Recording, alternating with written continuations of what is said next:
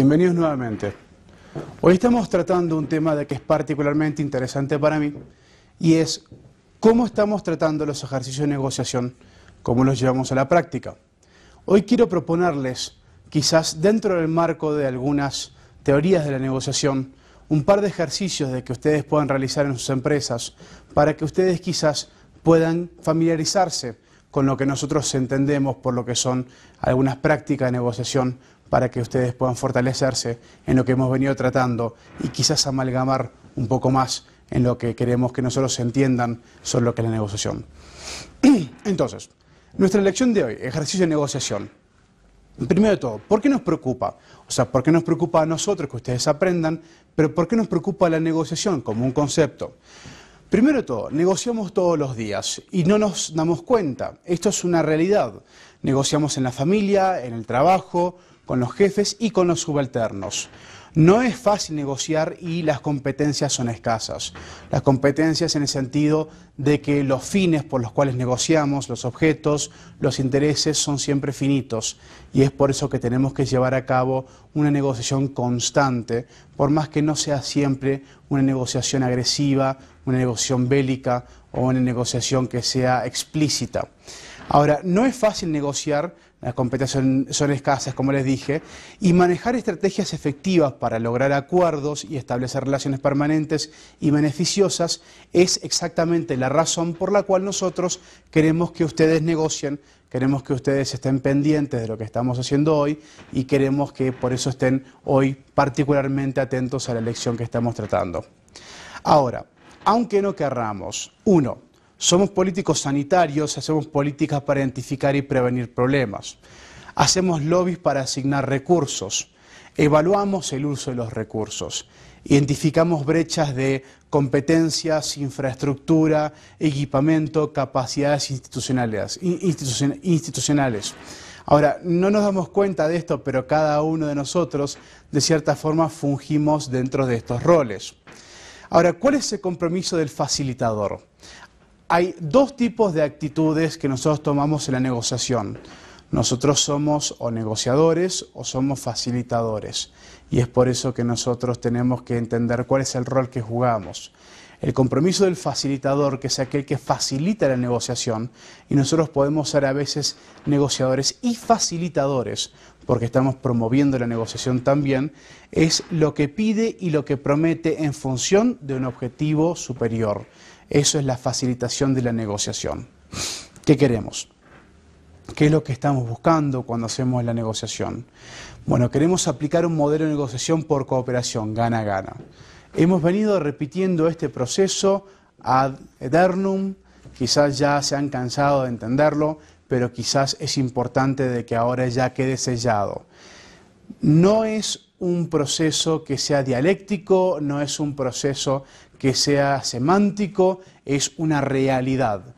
La única forma en que las negociaciones funcionan es si nosotros buscamos un proceso de ganar-ganar, en la cual las ambas partes o todas las partes comprometidas salen beneficiados del proceso. Yo les comenté hace un tiempo el ejemplo de lo que fue las negociaciones de paz en 1996 en Guatemala, que fueron el fin de un conflicto armado que duró 36 años entre la guerrilla y el ejército. Fue un proceso que fue muy desgastante porque fue un proceso que culminó una guerra armada en la cual hubieron 200.000 muertos, sin contar la cantidad de pérdidas materiales, desplazados internos y pérdidas emocionales, sin hablar. El tema, el punto crucial por el cual este proceso ha sido sostenible, o por lo menos se entiende que ha sido sostenible, es porque se ha referido a un proceso donde se han enfocado los orígenes de la guerra, donde se han enfocado los procesos que llevaron hacia el proceso bélico, hacia el conflicto. El conflicto siempre ha existido, desde el comienzo, desde la colonia, que son procesos represivos, procesos culturalmente injustos, pero la realidad se ha exacerbado desde 1954, perdón, hasta 1996, con políticas agrarias injustas. El punto es, cuando se inició la negociación, cuando se inició el proceso de negociación entre el ejército como representante del gobierno, es cuando se empezó a hablar sobre los temas que realmente importaban. Cuando se empezaron a tratar estos temas, se empezaron a enfocar sobre qué temas eran realmente vitales y se dividieron entre dos temas. Uno fueron las políticas que son los temas operativos, que eran el cese al fuego, que fueron también las políticas del desarme y la reinserción política de los grupos insurgentes. Pero otro tema mucho más interesante que fue para la insurgencia, que fue para el pueblo, entiéndase, que fue para el común de la gente, fue el trato de aquellos temas socioeconómicos que causaban injusticia, que causaban condiciones desiguales, que causaban insatisfacción en la comunidad en general, en el pueblo en general, que eran aquellos temas tales como la desigualdad educativa, la desigualdad cultural, la ley del catastro, los temas de la mala distribución de las tierras, etcétera, etcétera. El punto es de que cuando se empezaron a tratar las negociaciones, se tardaron 6 años en total para concluir las negociaciones. 6 meses fueron dedicados a tratar los tratados operativos, que fueron solamente el tema de la guerra, el cese al fuego, que es justamente el final de la guerra, el desarme, etc. Sin embargo, se tardaron 5 años y medio para tratar los temas sustantivos, que fueron los temas que iniciaron el conflicto, que pueden ser inclusive remontados a los tiempos de la colonia. ¿Cuál es el punto de todo esto? De que solamente fue cuando se enfocaron en los procesos de ganar-ganar, procesos colaborativos, procesos donde se enfocaron en los intereses de ambas partes, el ejército en que haya paz, en que haya una cierta hegemonía, en que haya una falta o una ausencia de violencia, el gobierno lo mismo, en que haya una falta de violencia. La guerrilla como representante del pueblo, por decirlo así, en que hubiese una atención a las necesidades de las clases más humildes y de esa forma que se tratasen las injusticias sociales.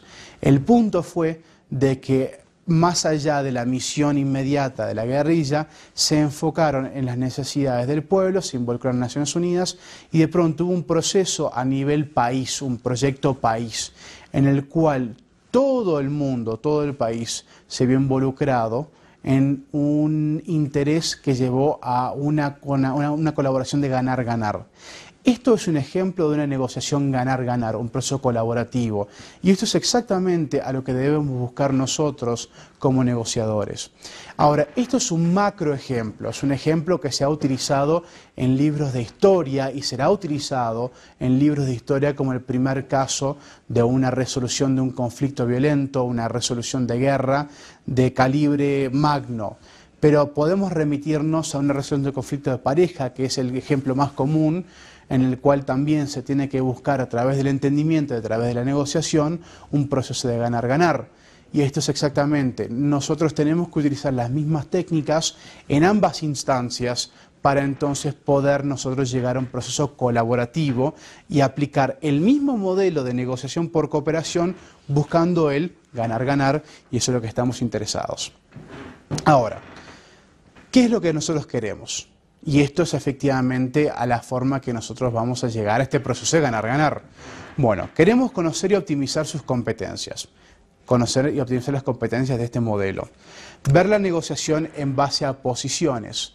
No ver la negociación en base a personas. Esto ya lo hemos estipulado, pero sí es importante que nos recuerden. Describir la negociación por cooperación.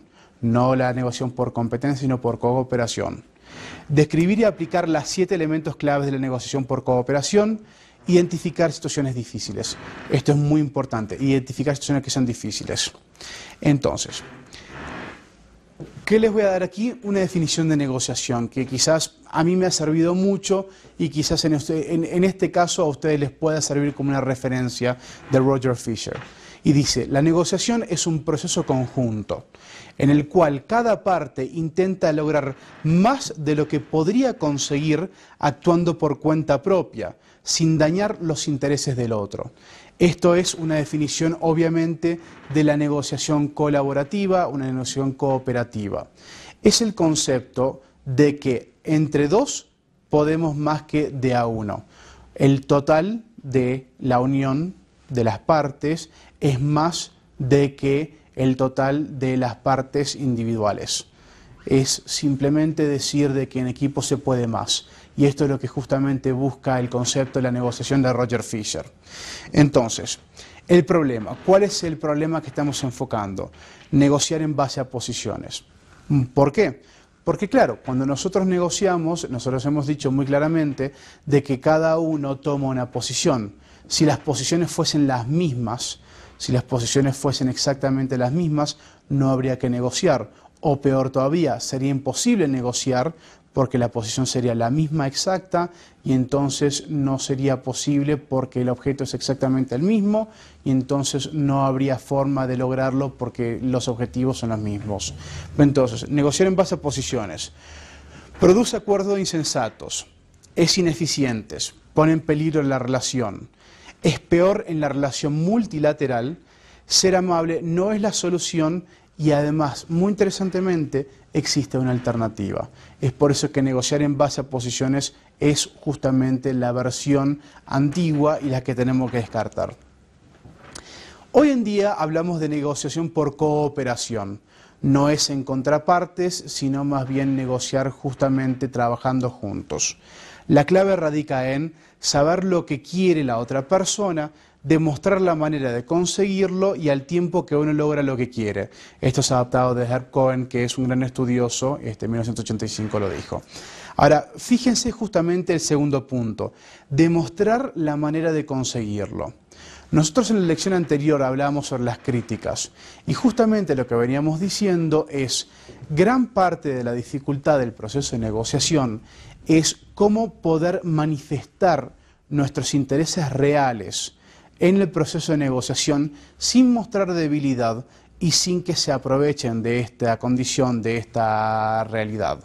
Entonces, a nosotros nos interesa justamente poder efectuar esto, poder demostrar que nos interesa el proceso de manifestar nuestros intereses reales y obviamente demostrar la manera de conseguirlo. No solamente demostrar qué es lo que nos interesa, sino que también establecer un camino, trazar un proceso, trazar una ruta hacia una resolución, trazar una ruta hacia un proceso que realmente sea colaborativo. Y finalmente, al tiempo que uno logra lo que quiere. El factor tiempo obviamente es determinante, es un costo el tiempo y no podemos sustituirlo por beneficio adicional porque al fin y al cabo nos puede significar un costo demasiado elevado.